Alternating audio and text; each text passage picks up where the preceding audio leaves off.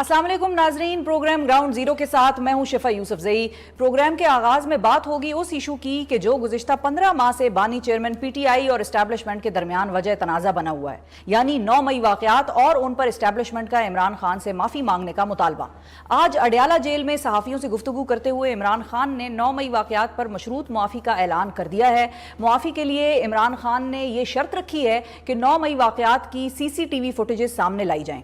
इमरान खान के मुताबिक अगर पीटीआई के लोग 9 मई वाक़यात में मुलविस पाए गए तो न सिर्फ मैं माफ़ी मांगूंगा बल्कि जिम्मेदार अफराद को पार्टी से भी निकालूंगा और उनको सजाएं भी दिलवाऊंगा।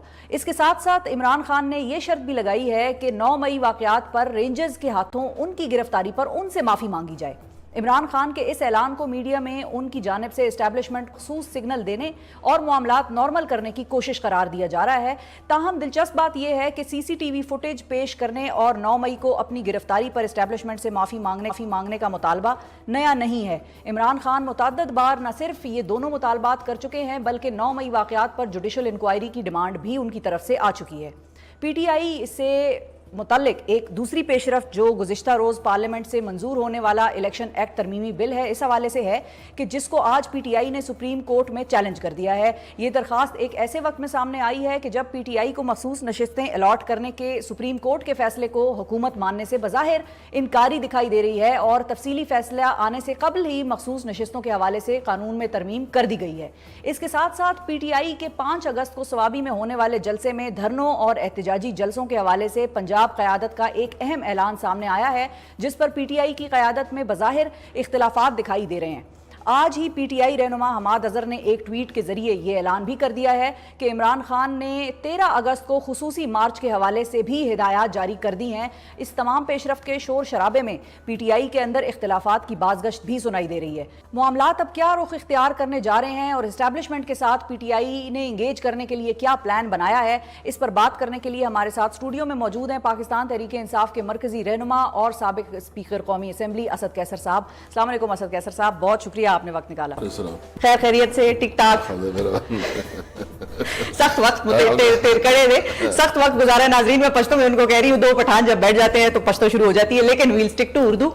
असद कैसर साहब, सबसे पहले ये बताइए कि आज इमरान खान साहब का जो ऐलान आया कि मशरूत माफ़ी मैं मांगने को तैयार हूँ लेकिन CCTV फुटेज जो है वो सामने रखी जाए, 15 माह बाद ये ऐलान आपको नहीं लगता कि देर से आया? अगर पहले आ जाता तो पार्टी की टूट फूट शायद ना होती, लेवल प्लेइंग फील्ड भी आप लोगों को हासिल होती और शायद इमरान खान खुद आज जेल में ना होते। नहीं, देखिए ये कोई नई बात नहीं है। ये आपको हमें हमेशा ये मौक़िफ़ रहा है कि जुडिशल इंक्वायरी की जाए। जुडिशल इंक्वायरी का मतलब ये है कि जो भी रिस्पॉन्सिबल हो वो जो है ना उसको सज़ा दी जाए। तो हम तो उस वक्त भी ये कहा था कि जुडिशल इंक्वायरी में ये फैक्ट सामने आ जाएंगे कि कौन रिस्पॉन्सिबल है, किसने करवाया है, इसकी पीछे साजिश किसकी है, सब कुछ जो है सामने आ जाएगी। तो ये मौक़िफ़ तुम्हारा बहुत पहले से है, नया नहीं है। ठीक है, ये नया नहीं है। लेकिन इमरान खान साहब ने जो CCTV फुटेजेस को सामने रखने की शर्त रखी है या डिमांड की है, क्या उसकी वजह यह है कि उनको ये यकीन है कि दूसरी तरफ से ऐसा नहीं किया जाएगा या फिर CCTV फुटेजेस मौजूद ही नहीं है? नहीं, देखिए सब कुछ मौजूद है। आपको पता है कि फुटेजेस मौजूद है, सब कुछ मौजूद है।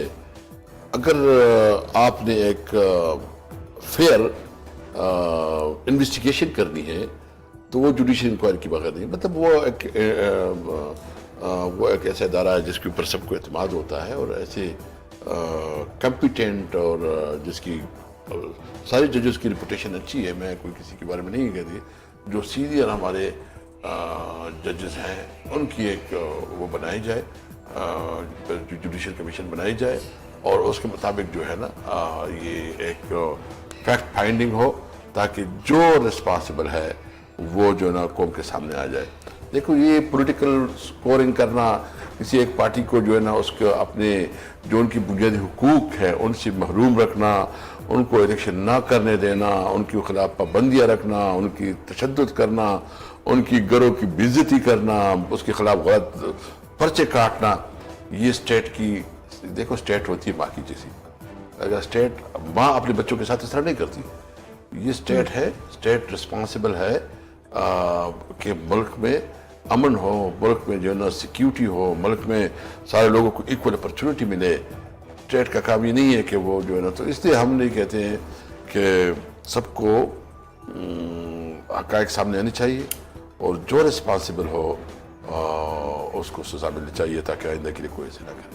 اچھا, عمران خان صاحب نے بڑی انٹرسٹنگ شرط رکھی ہے. ایک طرف سے ان کا مطالبہ آیا کہ آپ معافی مانگیں اور ایک طرف سے خان صاحب کا مطالبہ آیا کہ میں مانگوں گا لیکن آپ بھی مجھ سے معافی مانگیں.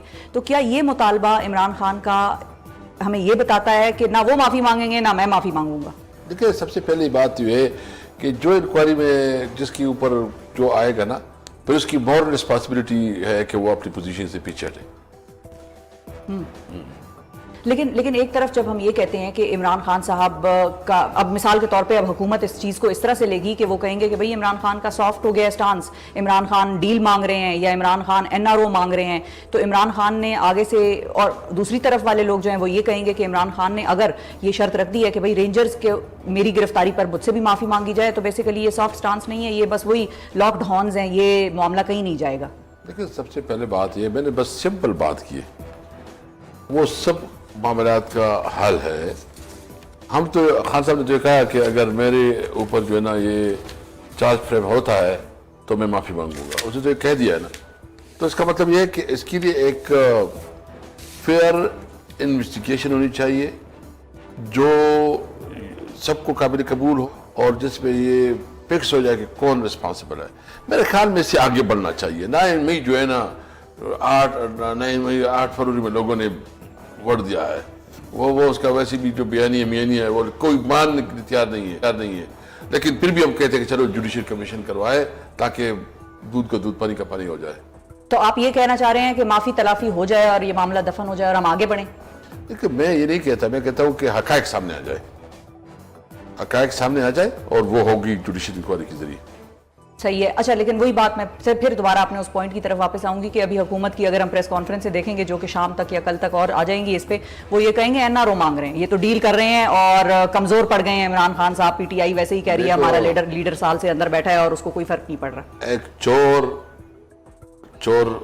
چوری بھی اور سینہ زوری بھی, اگر ان کی مینڈیٹ چور ہیں, ایک ناجائز طور پر حکومت میں بیٹھے ہیں, ان کے پاس کوئی اختیار نہیں ہے, یہ انہوں کو عوام نے مسترد کیا ہے, پھر بھی ان کے اندر اتنی بھی اخلاقی ضرورت نہیں ہے کہ وہ جو ہے نا کم از کم کہے کہ یار ہم نہیں بیٹھے, ہمیں عوام نے مینڈیٹ نہیں دیا ہے, پھر بھی بیٹھے ہیں. اس کے اندر تو کوئی اس کی کون مانتا ہے؟ وہ صبح سے لے کے 12 بجے تک اور 12 بجے تک صبح تک پریس کانفرنس کرتے رہے اور پورا کوریج دیا کرے, ایک بھی سیٹ نہیں کی تھی اس کے باوجود. لوگوں کو پتہ ہے, اس کے چہروں کو لوگوں کو سمجھ. لیکن پھر اسد قیصر صاحب آگے بڑھیں گے کیسے؟ کیونکہ ایک طرف سے ڈیمانڈ آنا, دوسری طرف سے بھی ڈیمانڈ آنا, کوئی جھکاؤ دونوں طرف سے نہ آنا, تو آگے کیسے بڑھیں گے پھر؟ آگے کی جانے کے لیے یہ ہے کہ آئین اور قانون کے مطابق آگے بڑھا جائے. کنسٹیٹیوشن میں جو رول ہے جس کا, وہ اپنے رول تک محدود رہے. جو جس نے مینڈیٹ چوری کیا ہے وہ مینڈیٹ چوری جو ہے نا, وہ اپنا مینڈیٹ عوام کا جس کو مینڈیٹ دیا اس کو مینڈیٹ واپس کیا جائے. ملک میں جو ہے نا قانون کی حکمرانی کی آئی. ہم نے الائنس بنایا اور ہم نے 5 پوائنٹ بنائے ہیں جی. اگر اس پہ عمل درآمد ہو تو ملک آگے بڑھے گا. نمبر 1 سپریمیسی آف کنسٹیٹیوشن, کہ کنسٹیٹیوشن کی جو ہے نا وہ supremacy who. Number 2 independence of judiciary. Number 3 empowerment of parliament. Number 4 civil supremacy. اور نمبر 5 رول آف لا. یہ بیسک ہے, یہ بنیاد ہے. جب ملک میں انصاف ہوگا, جب ملک میں سسٹم چلے گا, ملک آگے بڑھے گا. اس طریقے سے اگر یہ چلانا چاہتے ہیں تو یہ ملک نہیں بڑھے گا. لیکن یہ جو آپ نے مطالبات بتائے ہیں یہ بڑے ویگ ہیں, مطلب جس طرح ہم کہتے ہیں نا آئین میں ہر چیز کو اسپیسیفکلی لکھیں. مثال کے طور پہ اگر تو غداری ہے تو وہ غداری کیا ہے یہ اسپیسیفک کرنا چاہیے, یا ہوا بھی ہے ظاہر ہے ہمارے آئین میں ہے, لیکن آپ لوگوں کے یہ مطالبات بھی اسپیسیفک نہیں ہیں, یہ بڑے ویگ ہیں. ان کا ڈیفائن کون کرے گا؟ ہمارا اس کے اندر ہمارا نمبر 1 یہ ہے کہ ہمارے مینڈیٹ کو جو ہے نا واپس کیا جائے. جو ہمارے ٹریبیونلز ہیں, ٹریبیونل انہوں نے بنائے ہیں, ٹریبیونل جو اپنے کنسٹیٹیوشن جو اس کا ٹائم پیریڈ ہے اس کے اندر وہ فیصلے کرے, ٹریبیونل کو کام کرنے دے تاکہ جو حقائق ہے, جو اوریجنل جس کا مینڈیٹ ہے اس کو مینڈیٹ ملے. آپ جو ہے نا ٹریبیونل کے اوپر کبھی اسلام آباد میں اس کے اوپر جو ہے نا اسٹے لیتے ہیں کہ کیا کرتے ہیں, کبھی جو ہے نا الیکشن کمیشن ادھر کرتی ہے. الیکشن کمیشن تو میں سمجھتا ہوں کہ یہ بھی الیکشن کمشنر اور یہ کمشنر جائیں گے نا اور یہ بھی کہیں گے کہ ہم نے کوئی بہت بڑا کام کیا. تاریخ میں جو اس کا نام لکھا جائے گا نا, اس کی وہ تاریخ میں جو کرائسس ہے, جو اس وقت ملک ایک انارکی کی طرف بڑھ رہا ہے, جو بھی رسپانسبل الیکشن کمیشن ہے اس کی رسپانسبل, کیونکہ انہوں نے اپنی جو اس کا قانونی اور آئینی رسپانسبلٹی ہے یہ اس میں فیل ہو گئے ہیں. ان کے اوپر تو آرٹیکل 6 لگتا ہے. آرٹیکل 6 کی بالکل لگتا ہے. سزا پتہ ہے آپ کو؟ پتہ ہے, میں اسپیکر رہا ہوں. جی بالکل میں رہا ہوں, مجھے پتہ ہے. آپ کے آئینی عہدے کے ساتھ جب ناانصافی کرے, اس کو آپ مس یوز کرے اور آپ اس کی آپ کے فیصلے کی وجہ سے ملک ایک ڈیبیکل کی طرف, آپ جو ہے نا ورسز کی طرف چلے جائے, تو آپ بھی ریسپانسبل ہے. صحیح ہے, ٹھیک ہے. اچھا ایک اور چیز ہے, مجھے آپ کی یہ بات سنتے ہوئے ایک اسٹیٹمنٹ اور یاد آئی, DGISPR کی اسٹیٹمنٹ. ایک تو انہوں نے کہا کہ ہمارا آپ لوگوں کے ساتھ بات کرنے کا, یعنی کہ PTI کے ساتھ بات کرنے کا وہی موقف ہے جو 7 مئی کی پریس کانفرنس میں ہم نے بتا دیا تھا, اور اس کے علاوہ مطلب انہوں نے یہ بھی کہا ہے کہ ہمیں اپنا آئین اور حدود کے اندر رہ کر کام کرنے کا طریقہ آتا ہے, ہم جانتے ہیں کہ ہماری آئینی حدود کیا ہیں. بس معلوم ہونا چاہیے نا, پھر اس کو پتہ ہے تو پھر اس کو تو بہت سب کچھ پتہ ہے. میں سمجھتا ہوں کہ اللہ کی برگزیدہ بندے ہیں. اللہ تعالیٰ جو ہے نا اس کی جو سمجھے اور بھی بڑا ہے. ہماری اس کے لیے دعا ہے, اور ہم سمجھتے ہیں کہ آئین سب کے لیے مقدم ہے. آئین سب کے لیے جو ہے نا ایک, دیکھو اس آئین کی وجہ سے آپ کی جتنی بھی, یعنی یہاں تو ایک قوم نہیں رہتی, یہاں پشتون ہے, پنجابی ہے, سندھی ہے, بلوچ ہے, مہاجر ہے, یہ سب ایک قانون اور آئین کے اوپر جو ہے نا متفق ہے نا. آپ کی جتنی صوبی اس وقت جتنی مختلف ہمارے ایتھنک ڈویژنز ہیں, بالکل وہ سارے ایک اس کے اوپر متفق ہے. اگر آپ آئین کو متنازع بنائیں گے, اس کے اوپر عمل نہیں کریں گے, تو ملک کیسے آگے بڑھے گا؟ میں سمجھتا ہوں کہ اسٹرکٹلی تمام جتنے بھی ادارے ہیں, کسی کو اپنے آئینی حدود سے آگے نہیں بڑھنا چاہیے. صحیح ہے. اچھا اب اسی بات سے میں اس طرف آؤں گی کہ سپریم کورٹ میں جو فل بینچ نے, supreme court practice and procedural act نے یہ بات دے دی تھی اور بتا دی تھی اور یہ قرار دے دیا تھا کہ جو بھی فیصلے پارلیمان, بیسیکلی کہ پارلیمان کی منظور کردہ جو بھی قانون سازی ہے وہ سپریم ہے, اور عدالت اس میں کسی قسم کی کوئی مداخلت نہیں کر سکتی. اب آپ لوگ جو اس کے خلاف چلے گئے ہیں, سپریم کورٹ میں چیلنج کر دیا آپ لوگوں نے یہ معاملہ, تو آپ کو لگتا ہے کہ سپریم کورٹ اس میں مداخلت کرے گی؟ دیکھو دو باتیں. نمبر 1 تو ہمارا دعویٰ یہ ہے کہ جنہوں نے یہ قانون پاس کیا ہے ان کے پاس مینڈیٹ نہیں ہے, وہ فارم 47 کی پیداوار ہے, 45 میں وہ شکست خوردہ ہے, اور ہم نے کیٹیگری کی لکھائی. نواز شریف جو ہے 50,000 ووٹوں سے ہارے ہیں, ان کی بیٹی ہاری ہے, ان کا بھائی ہارا ہے, ٹوٹل ان کے صرف 17 سیٹیں ہیں. اس کے بعد اگر وہ اس قسم کی قانون سازی کرتی ہے تو اس کی کوئی قانونی آئینی حیثیت نہیں ہے. یہ اسمبلی جو ہے نا اللیجیٹمیٹ ہے, اس کے پاس وہ مورل اور قانونی اتھارٹی نہیں ہے. لیکن اسی اسمبلی میں اسد قیصر صاحب آپ لوگوں کے اپنے ممبران بیٹھے ہوئے ہیں. دیکھو ہم تو مجبوری, ہم تو ایک نظر ضرورت کے تحت بیٹھے ہوئے ہیں, ہم تو ایک مجبوری کی وجہ سے بیٹھے ہیں. ہمارا جو ایکسپیرینس تھا اس کی وجہ سے ہم اس کو موقع نہیں دینا چاہ رہے کہ یہ کوئی اس کو بہت کلی فیلڈ ملے. لیکن جو بات ہے کہ یہ جو انہوں نے قانون سازی کی ہے, یعنی یہ ہو سکتا ہے سپریم کورٹ نے فیصلہ کیا اور فیصلے کے بعد جو نے اس کو نہ ماننے کے لیے کیا, یعنی یا تو یہ کہ قانون پہلے سے موجود ہوتا تو پھر اور بات ہے. صحیح ہے. آپ نے فیصلہ کیا, اس کے اوپر آپ کے اوپر جو ہے نا فل, مطلب یہ فل بینچ ہے, ان کی جو آپ رویہ رکھ رہے ہیں کہ ایک فل بینچ کو آپ جس طرح پارلیمنٹ کو آپ نے حملہ آور کیا, پارلیمنٹ کو آپ نے حملہ آور کیا, عدالت کی اور ایک نئی تصل بنا رہے ہیں, ہم اس کو نہیں ہونے دیں گے, ہم یہ پارلیمنٹ کا نہیں ہے, یہ چند مخصوص لوگ ہیں جو شکست خوردہ ہے اور اس کے پاس یہ اتھارٹی نہیں ہے کہ اس کو پارلیمنٹ کہا جائے. اسد قیصر صاحب آپ کو لگتا ہے کہ ابھی مطلب جو کل ظاہر ہے وہ قانون سازی ہوئی اور آپ لوگ آج چلے گئے سپریم کورٹ میں اس کو چیلنج کرنے کے لیے, یہ پری میچور تھا, آپ لوگوں کو انتظار کرنا چاہیے تھا, کیونکہ ابھی تفصیلی فیصلہ تو ہمارے پاس نہیں آیا ہے, عدالت نے نہیں وہ ریلیز کیا تفصیلی فیصلہ.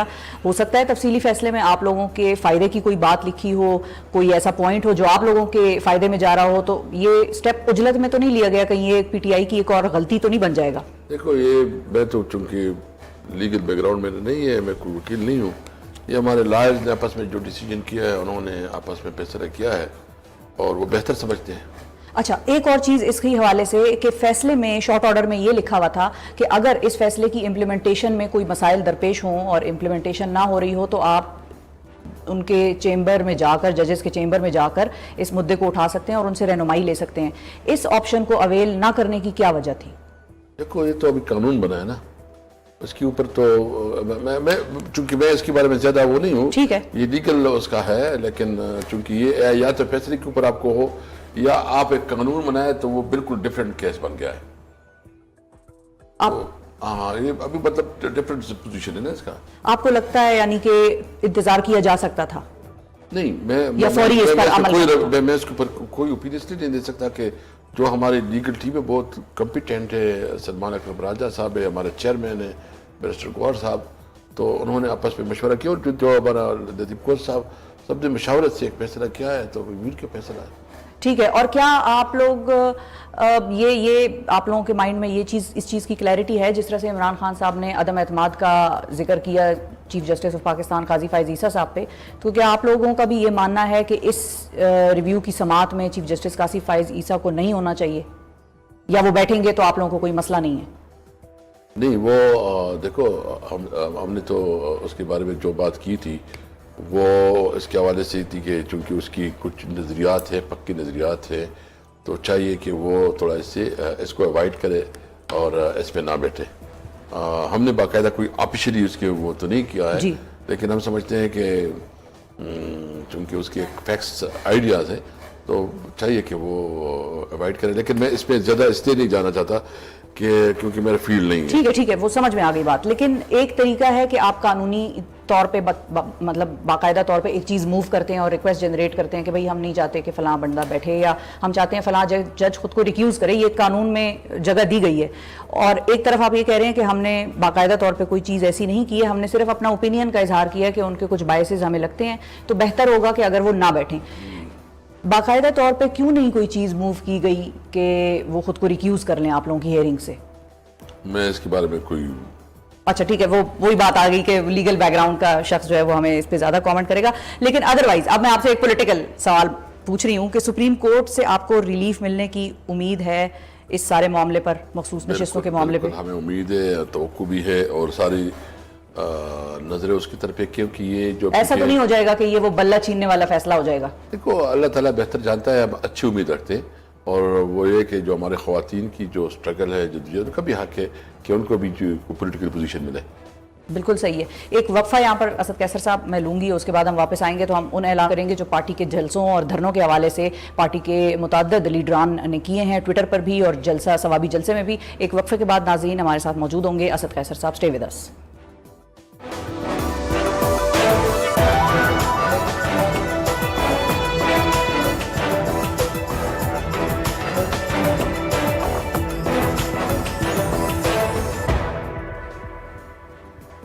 ویلکم بیک ناظرین. اسد قیصر صاحب ہمارے ساتھ موجود ہیں, سابق اسپیکر قومی اسمبلی اور پاکستان تحریک انصاف کے مرکزی رہنما, اور ان سے ہماری بات ہو رہی ہے اب اڈیالہ جیل کی طرف مارچ کرنے کے حوالے سے جو اعلانات پارٹی کی جانب سے سامنے آئے ہیں. حماد اظہر صاحب نے اعلان کیا تھا ثوابی جلسے میں کہ میں لیڈ کروں گا, پنجاب کو متحرک کروں گا, اور اگر ستمبر تک عمران خان صاحب کی رہائی نہ ہوئی تو میں لیڈ کروں گا اور ہم مارچ لے کر جائیں گے اڈیالہ. اس حوالے سے اب ظاہر وہ اعلان تو آپ نے بھی سنا ہوگا. اس حوالے سے کل ایک پروگرام میں شہریار آفریدی صاحب سے جب بات کی گئی تو انہوں نے کہا کہ وہ سلپ آف ٹنگ تھا. ذرا آپ کو سنواتے ہیں کہ وہ کیا کہہ رہے ہیں, پھر اس پہ ہم آپ کا ایک کامنٹ چاہیں گے. جی اسد قیصر صاحب, سلپ آف ٹنگ کہہ رہے ہیں شہریار آفریدی حماد اظہر صاحب کے اعلان کو. دیکھیں, سب سے پہلے بات تو یہ کہ کہاں جانا ہے, کیا کرنا ہے, ڈیفینیٹلی بانی چیئرمین سے بھی مشورہ ہوگا اور ہماری پولیٹیکل کمیٹی سی سی ہے, سب پہ مشورہ ہوگا. لیکن ایک بات ہے کہ مزید اس طرح نہیں رہا جا سکتا.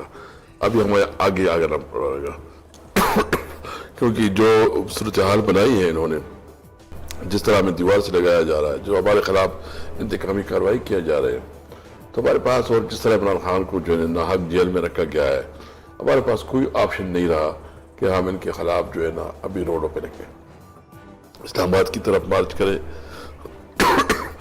جو اڈیالہ کی طرف مارچ کرے, وہ ہم آپس میں مشورہ کریں گے. تو حماد اظہر صاحب نے اتنا بڑا اعلان ابھی مشورے کے بغیر کیا تھا پارٹی سے؟ دیکھیں, اس کی اپنی ذاتی رائے ہے, اور وہ ہمارا ایک رسپانسبل اور بہت ذمہ دار لیڈر ہے, ایک صوبے کا صدر ہے, اس کے اپنے جذبات ہیں, اور ابھی جو انہوں نے بات کی ہے وہ اب ڈسکس ہوگا، وہ ہم اپنی پولیٹیکل پارٹی یا سی سی میں ہم ڈسکس کریں گے اور دیکھیں گے کہ کیا ترتیب ہو سکتا ہے، ایسا ہو سکتا ہے وہ اپنے دلائل دے دیں گے، اگر اس کی دلائل مضبوط ہوں گے تو اس کو مانیں گے، تو پھر اڈیالہ جائیں گے، اور اگر ان کے دلائل کمزور ہوئے تو پھر اسلام آباد آئیں گے، دیکھیں گے اس وقت مشورہ کریں گے، مشاورت سے ہوگی سب کچھ ہوگا۔ اچھا، اور یہ صرف مارچ ہوگی یا دھرنا ہوگا یا جلسہ ہوگا، کیا ہوگا؟ دیکھو اس کی جو اشکال ہے مختلف ہو سکتے ہیں، لیکن میں اس لیے اس پہ کوئی بات نہیں کرنا کیونکہ ابھی ہماری مشاورت فائنل اس پہ نہیں ہوئی۔ صحیح ہے۔ اچھا، آج ایک بڑی دھواں دھار پریس کانفرنس تارڑ صاحب نے کی، اور تارڑ صاحب نے یہ کہا کہ یہ لوگ جس کو ہیرو کہتے تھے اب اس کے مجسمے دیکھ لیں، اور اس کے مجسمے کا حشر دیکھنے کے بعد انہوں نے اپنا بیانیہ تبدیل کر لیا ہے۔ شیخ مجیب الرحمان صاحب کی بات کر رہے ہیں وہ۔ ان کو کہو جو بنگلہ دیش میں لوگ نکلے ہیں نا، وہ جس طرح انہوں نے اپنے حق کی دیے اور جو انہوں نے آواز اٹھائی ہے، اور تو یہ بنگلہ دیش جو ہے نا، پاکستان بھی بنگلہ دیش ہو سکتا ہے اس صورتحال میں، کیونکہ عوام تنگ ہے، بجلی کی بلوں سے تنگ ہے، لوگ بدامنی سے تنگ ہے، اور لوگ جو ہے نا یہ بدترین بیڈ گورنر سے تنگ ہے، ملک میں جو اس وقت اکانومی کی بری صورتحال ہے اس سے تنگ ہے، تو ملک تو بالکل فرسٹریشن، اور خاص کر جو بجلی کی بلوں میں انہوں نے اضافہ کیا ہے وہ تو کسی کی بس میں نہیں ہے کہ وہ بل اتنے پہ ادا کر سکے۔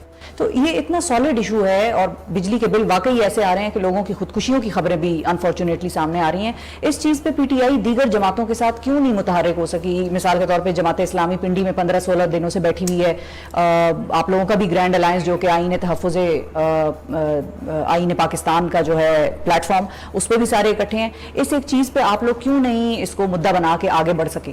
بالکل یہ ایک ہمارا متفقہ اور مشترکہ پوائنٹ ہو سکتا ہے۔ جو اسلامی کے دھرنے میں ہم نے شرکت کی اور ہم نے اس کی حمایت بھی کی، اور ہم دیگر پولیٹیکل پارٹیز کو بھی جو حکومت سے باہر ہے اس کو انگیج کر رہے ہیں۔ ہماری کوشش ہے کہ جلد از جلد جو ہے نا یہ ہمارے آپس میں ایک ورکنگ ریلیشن ہو اور اس حکومت کے ظلم سے لوگوں کو نجات دلائیں۔ مولانا صاحب کے ساتھ آپ لوگوں کی ایک طویل عرصے سے ملاقاتیں چل رہی ہیں، ادھر بھی معاملہ جو ہے وہ کوئی بہت خاطر خواہ نتیجہ نہیں سامنے آ سکا، اس کی کیا وجہ ہے؟ وہ مان نہیں رہے، یا وہ زیادہ کچھ مانگ رہے ہیں آپ لوگوں سے، ان کو خدشات ہیں کہ یہ مجھے ڈچ کر دیں گے؟ ایسی کوئی بات نہیں ہے۔ مولانا صاحب کے ساتھ ہماری 1-2 میٹنگ ہوئی ہیں، وہ اس نے پھر چونکہ عمرہ میں بھی گئے اور اس نے ایک کمیٹی بنائی جو 5 رکنی کمیٹی ہے، وہ کمیٹی ہمارے سے بات چیت کرے گی۔ تو ابھی چونکہ ہمارے آپس میں باقاعدہ بات چیت نہیں ہوئی، ہوپ فلی نیکسٹ ویک میں ہماری یہ معاملات جو ہے آگے بڑھ جائیں گے۔ ہماری ایک ورکنگ ریلیشن بن گئی ہے، ایک انڈرسٹینڈنگ بن گئی ہے، اور ہوپ فلی یہ جو ہے نا ایک مشترکہ جدوجہد کی طرف جائے گی۔ کیونکہ اسد کیسر صاحب، مولانا صاحب نے اپنی ایک پریس کانفرنس میں شکوہ کیا تھا پی ٹی آئی سے کہ یہ مجھے سنجیدہ نہیں لگتے، پی ٹی آئی سنجیدہ نہیں ہے۔ نہیں، وہ میں نے سنا تھا، وہ سنجیدہ تو نہیں کہا، اس نے اپنے خدشات کا اظہار کیا تھا، پھر اس کے بعد میری ملاقات ہوئی تھی، اس کے ساتھ ڈسکشن ہوئی تھی، ان کو پتہ ہے کہ کتنے لیول پہ ہم اس کے ساتھ جانا چاہتے ہیں، اور اس وقت ہمارے مشترکات ہیں کہ ہمارے ایجنڈا ہے کہ تو کوئی وجہ نہیں ہے، لیکن چونکہ ہماری پارٹی لیکن کے آپ کی تو بڑی درمیان پرسنل اختلافات میٹنگز بہت بھی رہے ہوئی ہیں۔ ہیں مولانا صاحب سے، آپ کی ذاتی طور پہ بھی ملاقاتیں ہوئی ہیں اس سارے معاملے پہ، کیوں ان کے دل میں یہ خدشات آئے؟ دیکھو، آپ کو پتہ ہے کہ ہمارے تو 15 سال بڑی شدید ایک دوسرے کے ساتھ مخالفت رہی ہے، جتنے ایک دوسرے کے خلاف گئے ہیں، تو چیزوں کو قریب لانے میں تو ٹائم تو لگتا ہے نا، تو تھوڑا ہمیں اب تھوڑا ٹائم دے دے۔ اچھا ٹھیک ہے، ہو جائے گا، ٹھیک ہے، مولانا صاحب کے حوالے سے ہم ٹائم دے دیتے ہیں پی ٹی آئی کو۔ آخر میں چند ایک کامنٹ میں آپ کا اس چیز پہ بھی لوں گی کہ اچکزئی صاحب کو اب عمران خان صاحب نے اپنا سیاسی نمائندہ بنایا ہے کہ سیاسی مذاکرات وہ ڈیل کریں گے، تو کیا ان کے پاس اتھارٹی ہے یا وہ صرف محض ایک میسنجر کے طور پر کام کریں گے؟ نہیں، دیکھیں کہ چغزئی صاحب، اتھارٹی سے مراد میری ہے کہ authority of giving a commitment. Yes, دیکھیں اس کے پاس میں صرف بات کروں گا، چغزئی صاحب کی خواہش تھی، اس نے بات کی تھی، ہم نے خان صاحب کو کمیونیکیٹ کیا، خان صاحب نے کہا کہ چونکہ ہمارے ایک الائنس ہے، ایک الائنس میں پھر آپ جو ہے نا کچھ چیزوں کو کمپرومائز کرتے ہیں، تو ایز اے چونکہ وہ ہیڈ ہے آپ الائنس، تو اس لیے خان صاحب نے کہا کہ اگر الائنس کے ہیڈ کے طور پر وہ کام کرنا چاہتے ہیں تو وہ بات کرے، ایجنڈا لے کے آئیں، دیکھیں کہ مینڈیٹ کے بارے میں اس کا کیا موقف ہے، مطلب کیا بات ہو سکتی ہے، تو اس لیے اس نے کہا کہ اچھی سے اگر بات کرنا چاہتے ہیں تو ہماری کوئی اعتراض نہیں اس کو۔ ٹھیک ہے. اچھا, اور آخر میں میں یہ جاننا چاہوں گی کہ اب پی ٹی آئی کے اندر کے جو اختلافات ہیں, جو بڑی خبریں سامنے آ رہی تھیں, اور شیر افضل مروت تو اختلافات کی جس کو ہم کہیں گے جڑ کہہ لیں, یا خیر جڑ تو میں نہیں کہوں گی, لیکن اختلافات کا محور رہے ہیں. کوئی کہتا ہے نہیں وہ پارٹی میں ہے, کوئی کہتا ہے پارٹی میں نہیں ہے. پھر ایک دفعہ نوٹیفیکیشن کی کوئی جعلی خبریں آئیں, پھر اس کے بعد ایک نوٹیفیکیشن آیا جو فردوس شمیم نقوی صاحب نے سائن کیا ہوا تھا, پھر اس کے اوپر مختلف بیانات آئے. تو اب وہ پارٹی میں ہیں یا پارٹی میں نہیں ہیں؟ دیکھو پارٹی میں تو ڈیفینیٹلی ہے, ممبر ہے. ان کے خلاف جو ایکشن لیا گیا ہے وہ جو ہے نا یہ اس طرح تو نہیں ہوتا, کیونکہ وہ ابھی اپنا موقف جو ہے نا بانی چیئرمین کے ساتھ کرے گا. بیرسٹر گور صاحب اس کو دیکھ رہے ہیں, وہ تنظیمی معاملات ہیں. میرے خیال میں ہر پارٹی میں پولیٹیکل جو ہے نا وہ ڈفرینسز بھی آتے ہیں. میں سمجھتا ہوں کہ اس وقت ہمارے اتحاد و اتفاق کی ضرورت ہے کہ ہم کس کرائسس سے نکلیں.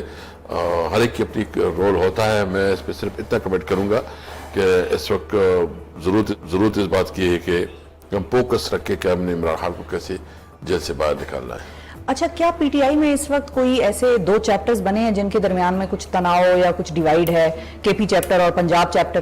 نہیں, کوئی نہیں. ایسا تاثر آتا ہے. آپ تو خیر ہیں مرکزی رہنما ہیں, آپ نے تو درمیان میں ہونا ہی ہے, لیکن میں ویسے بات کر رہی ہوں کہ ایک طرف ہم نے ایک پشتونوں کا ایک چیپٹر دیکھا جس میں وہ سارے شامل تھے, دوسری طرف پنجاب سائٹ کے لیڈرشپ ہے.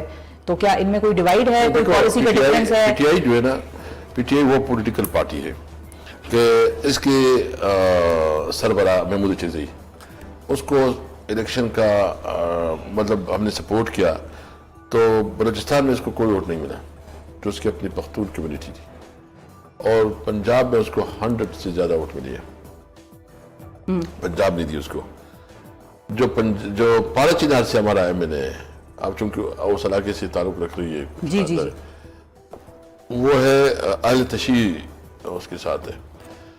پہلی دفعہ جو ہے نا قرم کی تاریخ میں مجلس وحدت مسلمین کے ساتھ ہیں, وحدت مسلمین, وہ پہلی دفعہ اہل تشیع کو اہل سنت یعنی جو سنی ایریا ہے اس میں انہوں نے الیکشن جیتا ہے. یہ کبھی ہوا نہیں ہے, یعنی سنیوں نے اس کو بہت بڑی.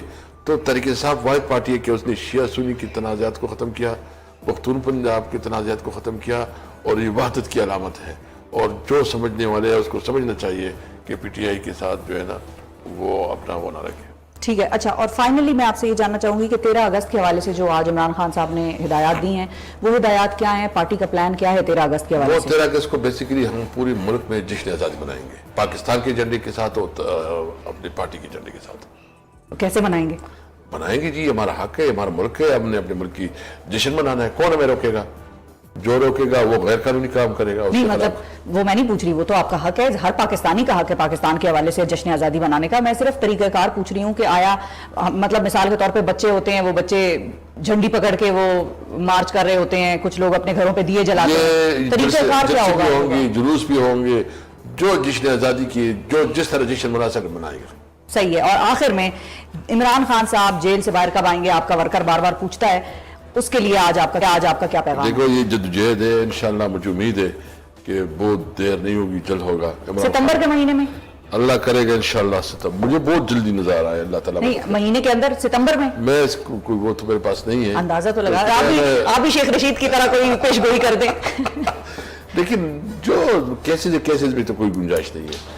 میں سمجھتا ہوں کہ زیادہ سے زیادہ جو ہے نا یہ ستمبر میں, بالکل ستمبر میں ہمیں امید ہے کہ انشاءاللہ اللہ تعالیٰ رحم کرے گا, عمران خان باہر ہوگا انشاءاللہ. بہت شکریہ ادا کریں گے اسد کیسر صاحب. ناظرین ہمارے ساتھ موجود تھے پاک انصاف کے مرکزی رہنما اور سابق اسپیکر قومی اسمبلی.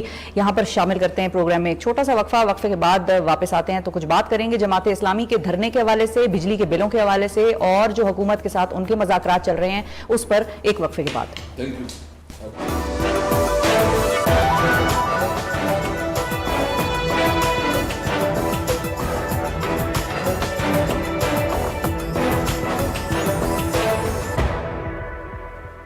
ویلکم بیک ناظرین. اور اب پروگرام کے اس حصے میں بات کریں گے بجلی بلز اور آئی پی پی سمیت دیگر ایشوز پر جماعت اسلامی کے 26 جولائی سے جاری دھرنے اور اس دوران ان کی حکومتی وفد کے ساتھ ہونے والے مذاکرات کی 4 ادوار کی. जमात इस्लामी के अहम तरीन मुतालबात हैं कि हुकूमत बिजली की कीमतों में कमी करे, IPPs के मुआहिदों पर नजरसानी करे, तनख्वाहदार तबके के लिए टैक्स रेट में कमी की जाए और आवाम को रिलीफ दिया जाए। जमात इस्लामी ने धरने का आगाज रावलपिंडी से किया था और अब धरनों का दायरा कराची समेत दीगर शहरों तक बढ़ा दिया गया है। ताहम जमात इस्लामी का मौकफ ये है कि हुकूमत मुज़ाकरात में संजीदगी नहीं दिखा रही और साथ में अमीर जमात इस्लामी हाफिज नईमुर रहमान ने यह अल्टीमेटम भी दे दिया है कि अगर हुकूमत बिजली बिल्स में कमी नहीं करती तो फिर आवाम को बिल्स अदा करने की तरगीब दी जाएगी। दूसरी जानिब हुकूमत जमात इस्लामी से अब ये मुतालबा कर रही है कि वो रावलपिंडी धरना ख़त्म करे, क्योंकि जमात इस्लामी के मुतालबात पर पेशरफ्त की जा रही है। ताहम दिलचस्प बात यह है कि गुज़िश्ता रोज़ हमारे प्रोग्राम में नून लीगी रहनुमा खुर्रम दस्तगीर खान साहब ने यह वाज़े इशारा दिया है कि बिजली बिल्स में कमी एक पेचीदा और तवील मामला है जिस पर फौरी पेशरफ्त करना या रिलीफ देना हुकूमत के लिए मुमकिन नहीं होगा। जमात इस्लामी चाहे जितना तवील एहतजाज कर ले। क्या अब जमात इस्लामी और हुकूमत के दरमियान ब्रेक थ्रू मुमकिन है और मामलात किस जानिब बढ़ रहे हैं, इस सारे इशू पर हम करेंगे बात। हमारे साथ मौजूद हैं नायब अमीर जमात इस्लामी और मज़ाकराती कमेटी के सरबराह लियाकत बलोच साहब। अस्सलाम वालेकुम सर। जी वालेकुम सलाम जी। बहुत शुक्रिया सर, आपने वक्त निकाला। सबसे पहले तो मैं आपसे ये पूछना चाहूँगी कि अब 3 अदवार आपके हुकूमत के साथ मज़ाकरात के हो गए हैं, आपको हुकूमत की तरफ से संजीदगी महसूस हो रही है या सीरियसनेस की कमी लग रही है आपको? जी बिस्मिल्लाहिर्रहमानिर्रहीम, बहुत शुक्रिया। बस आपकी टीम के साथ मेरा वक्त तय था लेकिन फिर ये हंगामी तौर पर मुज़ाकरात के चौथे राउंड का तय पाया, उस तरफ हम इस वक्त जा रहे हैं। तो देखें, संजीदगी तो हम उसको क्या चैलेंज कर सकते हैं, लेकिन 3 दफ़ा मुज़ाकरात हुए हैं, इस वक्त चौथी दफ़ा है, तो इससे हम हुकूमत की संजीदगी कह सकते हैं। लेकिन ये है कि असल चीज़ है कि भी इन सारे मुज़ाकरात के नतीजे में आवाम को रिलीफ मिले, आवाम को यकीन हो जाए कि उनके मसाइल के हल के लिए दुरुस्त सिमत में कोई पेशरफ्त हो रही है। इसलिए हम तो मुज़ाकरात को टाला भी नहीं है और धरना और एहतजाज भी अपनी जगह जारी रहा है, क्योंकि बार बार हमारा ये एक प्रिंसिपल स्टांस है कि भी हमारा ये ज़ाती पार्टी एजेंडा नहीं है, ये आवाम के दुख दर्द को, उनके मसाइल को कम करने की हमारी तरजीहात हैं और इसीलिए हम मुज़ाकरात भी कर रहे हैं और आवाम के जज्बात की तर्जमानी के लिए धरना और जलसे भी कर रहे हैं और अगले मराहल के भी जितने इक़दामात हैं उसकी भी हाफिज नईमुर रहमान साहब ने ऐलान कर दिया है। सही है। अच्छा लियाकत बलोच, लोगों की चूंकि 3 बड़ी स्पेसिफिक शराइत थी कि बिजली के बिल कम हो, टैक्सेस कम हो, IPPs के मामलात को रिविजिट किया जाए और वो मामलात का बोझ जो है आवाम के सर से उतारा जाए, इन तीनों शराइत में क्या पेशरफ्त अभी तक हुई है जितने अदवार हुए हैं मज़ाकरात के हुकूमत के साथ आप लोगों के? देखिए, अभी तक जितनी भी हमारी बात हुई है तो वो तो पॉजिटिव ही थी। अच्छा। लेकिन अब उस पर इक़दामात की क्या सूरत हो सकती है, फौरी क्या है या किसी एक पूरे मंसूबे और प्लान के मुताबिक एक टाइम लाइन के साथ उन पर किस हद तक अमल दरामद हो सकता है, अब इन्हीं चीज़ों पर इस वक्त हमारी चौथे राउंड में बातचीत होगी। अच्छा लियाकत बलोच साहब, ये आस पैदा हो गई है कि बिजली के बिलों में कमी हो जाएगी, हम अपनी आवाम को, देखने वाली ऑडियंसेस को खुशखबरी दे दें या अभी इंतजार करें? हमारी ख्वाहिश तो ये है कि ये फौरी तौर पर लोगों को रिलीफ मिलना चाहिए, लेकिन जब तक कोई चीज़ हतमी ना हो जाए और हुकूमत की तरफ से ज़रूरतमंदाना किसी इक़दाम की पेशरफ्त ना हो जाए तो हम तो ज़ाहिर है कि भी अच्छी पक्की बात तो नहीं कर सकते ना। ठीक है, समझ में आता है। लेकिन आपकी जो फौरी रिलीफ वाली बात है उसके हवाले से मुझे कल की खुर्रम दस्तगीर साहब की हमारे प्रोग्राम में शिरकत हुई, उनकी एक स्टेटमेंट याद आ रही है, मैं चाहूँगी कि आपके सामने भी मैं ऑन द रिकॉर्ड उसको रखूँ। उन्होंने कहा है कि हुकूमत इस पोजीशन में है नहीं कि फिल फॉल जमात इस्लामी को कुछ ऑफर किया जा सके या उनको रिलीफ दी जा सके, भले एहतजाज और धरना जो है वो जितना मर्जी तवील हो जाए। तो आपको क्या लगता है कि ये फौरी रिलीफ मिल सकता है आपको? हुकूमत इस पोजीशन में लगती है, क्योंकि आपने भी सियासत में एक उम्र गुजारी है। हेलो जी लियाकत साहब, मुझे आवाज आ रही है, फरमाइए। नहीं, मसला ये है कि भी ज़ाहिर है हुकूमती लोग तो यही बात करेंगे, इसलिए कि भी वो अपने जो पर्क्स हैं, अपने जो कौमी खजाने पर मराद का बोझ है उनको कम करने के लिए तैयार नहीं होते। हमने तो हर तरीका उनको समझाया है कि भी IPP की जो कैपेसिटी बिलिंग है ان کے سلسلے میں بہت سارے ناکارہ پروجیکٹس ہیں جو خام خواہ پیسے وصول کر رہے ہیں، اور جنہوں نے معاہدوں کے مطابق اپنے پلانٹس نہیں بھی لگائے، لیکن حکومتوں کی حمایت کی وجہ سے ان کو بلا وجہ کی پیمنٹس ہوتی رہی ہیں، ان کو روک لیا جائے۔ آپ کے پاس ریلیف دینے کی ایک سہولت پیدا ہو جائے گی۔ اس وقت ہم تو چاہتے ہیں کہ سود مکمل طور پر ختم ہو، لیکن ایک سودی نظام اپنی ایک بڑی شرح کے ساتھ موجود ہے۔ اگر فوری طور پر اس کو 10% تک بھی سود لے آئے تو ان کے پاس ہزاروں ارب روپے کی گنجائش پیدا ہو جائے گی، جس سے عوام کو ریلیف ملے گا، معاشی پہیہ چلے گا، تجارت، صنعت اور زراعت کا کام چل پڑے گا، روزگار ملے گا، لوگوں کو آسانی اور لوگوں کو اطمینان ملے گا۔ لیکن اس کام کے لیے تو ایک بڑے اقدام کی اور جرأت مندانہ اقدام کی ضرورت ہے۔ آئی ایم ایف کی شاید کہیں بھی نہیں روکتے کہ جاگیرداروں پہ ٹیکس نہ لگاؤ۔ آئی ایم ایف تو بار بار کہہ رہا ہے کہ بھی آئی ایم ایف۔ بہت شکریہ ادا کریں گے، ہم بہت شکریہ ادا کریں گے نائب امیر جماعت اسلامی لیاقت بلوچ صاحب، ناظرین ہمارے ساتھ موجود تھے اور مذاکراتی ٹیم جو حکومت کی ہے اس کے حوالے سے اپنے جو تاثرات تھے وہ ہمارے سامنے رکھ رہے تھے۔ اب ہم چاہیں گے کہ حکومتی موقف بھی لے لیں، کیونکہ ابھی بھی ٹاکس کا سلسلہ جاری ہے اور ابھی کچھ دیر پہلے ٹاکس جو ہیں وہ ایک طرح سے آج کا جو سلسلہ تھا وہ ختم ہوا ہے۔ اب اس کے بعد کل دوبارہ ایک مذاکراتی دور جو ہے اس کا آغاز ہوگا۔ ہمارے ساتھ حکومتی مذاکراتی ٹیم کے رکن ڈاکٹر طارق فضل چودھری ہمیں جوائن کر رہے ہیں۔ ان سے ہم جانیں گے کہ حکومت نے کون سی ایسے وعدے یا کون سی ایسی چیزیں، ڈیمانڈز جماعت اسلامی کی پوری کرنے کی حامی بھر دی ہے، جس کے بعد ہماری خبریں یہ بھی ہیں، ہماری اطلاعات کے مطابق اگریمنٹ ڈاکیومنٹ بھی جو ہے حکومت اور جماعت اسلامی کے درمیان ڈرافٹ ہو چکا ہے یا ہو رہا ہے آج اس وقت، as of now that we speak. تو طارق فضل چودھری صاحب ہمارے ساتھ موجود ہیں۔ السلام علیکم ڈاکٹر صاحب۔ جی وعلیکم السلام۔ بہت شکریہ سر، آپ نے وقت نکالا، کافی لمبے مذاکرات کر کے اب آپ میرا خیال ہے گھر کو روانہ ہوئے ہیں۔ بتائیے سر کہ ابھی تک کی کیا پیش رفت ہوئی ہے وہاں پر؟ بہت شکریہ، آپ نے پروگرام میں دعوت دی ہے، اور سب سے پہلے تو میری بہت ساری نئی خواہشات ہیں آپ کے لیے اور آپ کے نئے چینل کے لیے۔ بہت شکریہ۔ اور میری خواہش تھی کہ میں اسٹوڈیو میں آتا، لیکن ظاہر ہے مذاکرات ہمارے ابھی بھی اختتام پذیر ہوئے ہیں تو وقت کی قلت تھی۔